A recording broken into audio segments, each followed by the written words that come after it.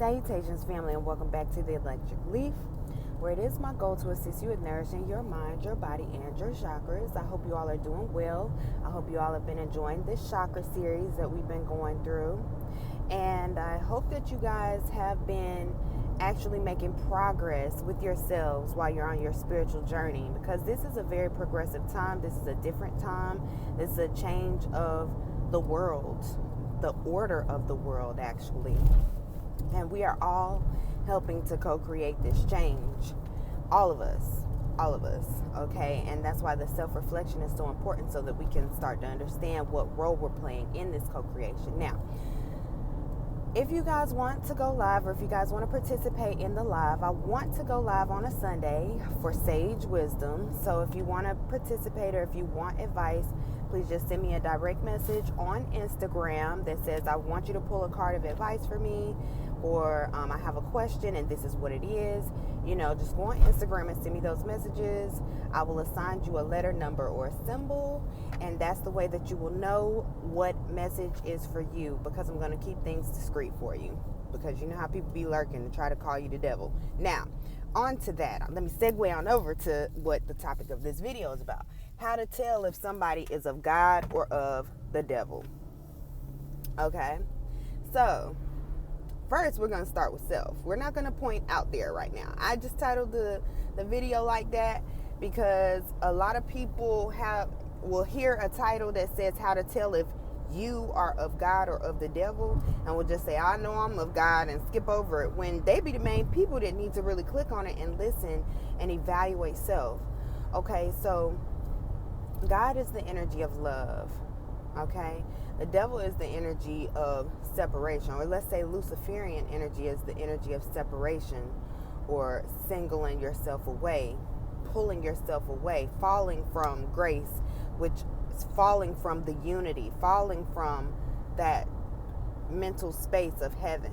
Okay, and this happens all the time. All of us do it from time to time, and this energy is not to be confused with hermit energy, where you're going internal and soul searching, because when you go internal, you will find that you are in the best company in that space, and that you are never alone in that space. Luciferian energy, or devil, demonic energy, or satanic energy is that energy of feeling like you're all alone.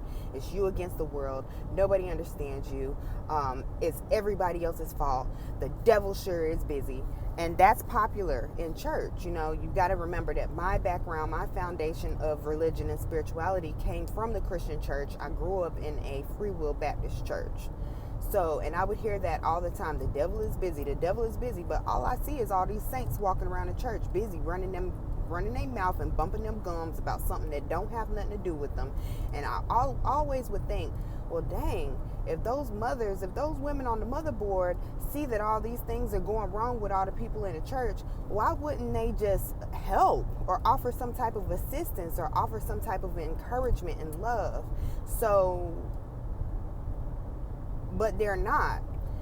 So that is a form of cursing. Okay. So that is Luciferian energy, the energy of separation.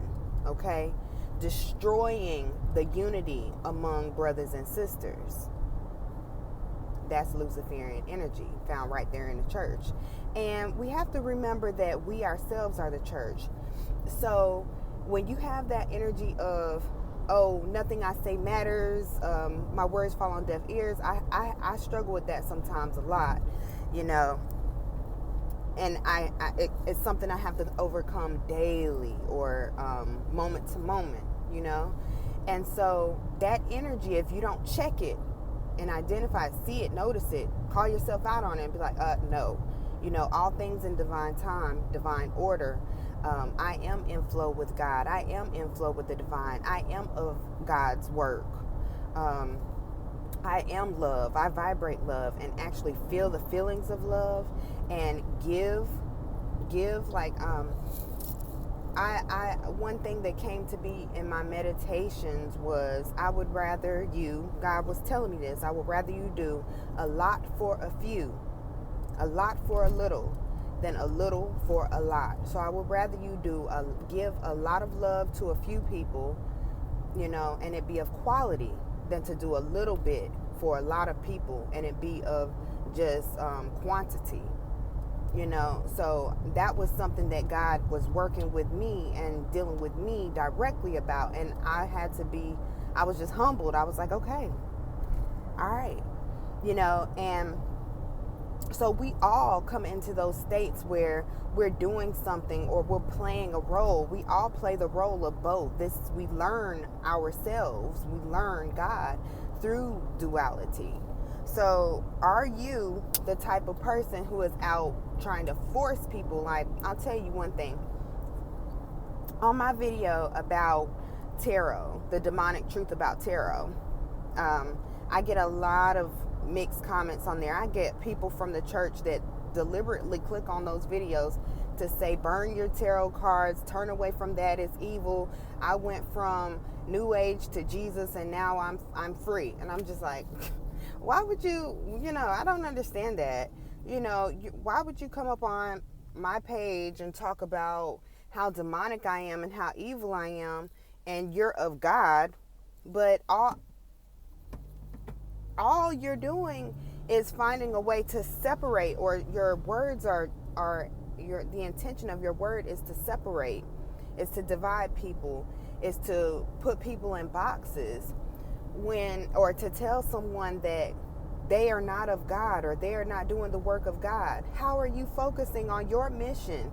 How are you doing the work that God has assigned you to do if you're around here pointing fingers all the time?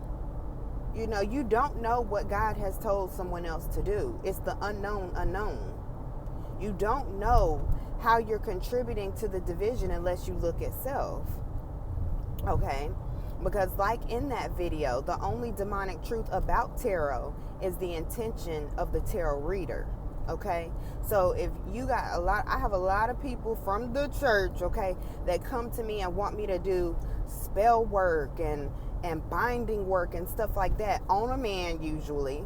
And, I just sit and look at that and I'm like, you're doing it in secret. And in the daytime, you praising Jesus and denouncing all that. But that's not how I do, and they find that out quickly and then want to come on my channel and call me the devil. I don't do stuff like that. The work is internal. Any magic, any spells that you want to do on someone else, it needs to be done on yourself. If you need to do a love spell, then you need to do it on yourself, because clearly the problem is not that somebody else doesn't love you. The problem is that you don't love yourself enough to let things go that are not for you.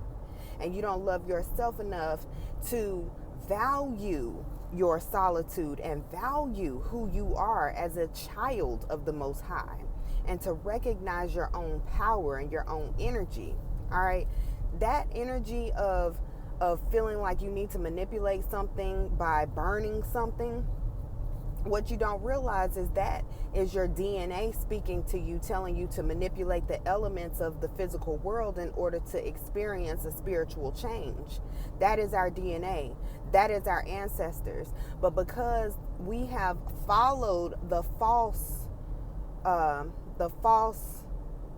interpretations of the Bible, okay? Like you'll hear people saying divination is evil. Where does it say that in the Bible? It doesn't. You will see time and time again, repeatedly, that divination is used by many people in the Bible to commune with God. Judges 6? I'm going to try to link it here. Well, that was a very organic form of divination by using the dew from God and a fleece, okay? Where somebody was asking God some questions. I can't remember the story exactly word for word verbatim, but when I read it, I was able to recognize that is divination. That is magic. That is communing with God by signs and synchronicities, and that is what divination is. It's a way of finding answers to the unknown by going straight to God. Okay, we don't need a medium.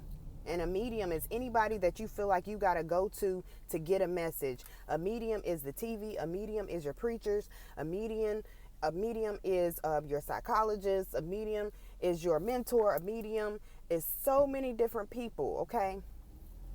So many different things, items that we just overlook completely. But they're only mediums if they are not connected directly to source. Okay, they're toxic mediums if they're not connected directly to source. Because if you're not able to go directly to source yourself because of your own mental inabilities, your own mental anguish, your own mental setbacks, your own mental limitations, if you're not able to go directly to source yourself, then you go through a trusted source like your grandmother, your mother, okay, your preacher, your mentor, the internet. So, how you know whether or not you're behaving of God or of Satan is, are your words and your actions and behaviors and your vibration of uniting the community, or is it of tearing it apart and ostracizing a certain person because what of something they do makes you feel uncomfortable or makes you question your own belief system? You got to think about that. All right, so until next time, family, continue to vibrate love and vibrate well.